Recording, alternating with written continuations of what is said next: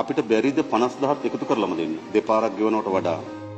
ඒක පුළුවන් නේද? 25000යි 50000යි එකතු කරලා 75000ම දෙන්න එක විතර. නේද? උඩ අපිට දැන් මුදල් වෙන් කරලා තියෙන්නේ නේද?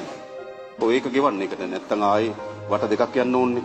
25000යි 50000 එකතු කරලා 75000ම ගෙවන්න. මොකද අපි මේ ඔක්කොම මේ දෙසැම්බර් 31කට කලින් ඉවර කරන්න ඕනේ. නේද? ඉතින් 75000 දීමනවා. ඒ ඔක්කොම මේ ඔක්කොට මේක හිමින්නේ නේද? හිමින්නේ. හරි. ඊට පස්සේ ජනාධිපතිතුමා 25000 දෙන හැම දිනාට 50000 නැති වෙන්න පුළුවන්. නෑ ඕක බෙදන්න යන්න එපා. ඒගොල්ලන්ගේ ගෙදර ගම් වතුරට හානි වෙලා තියෙනවා. අපි 25000ක් දුන්නේ ගේ පිරිසුදු කරගෙන යන්න කියලා. 50000ක් දෙන්නේ ඒගොල්ලන්ගේ අර ගෘහ උපකරණ එහෙම නැත්නම් ඔය කෘෂි උපකරණ විනාශ වෙලා තියෙනවා නම් ඒගොල්ලන්ට දෙන්න කියලා.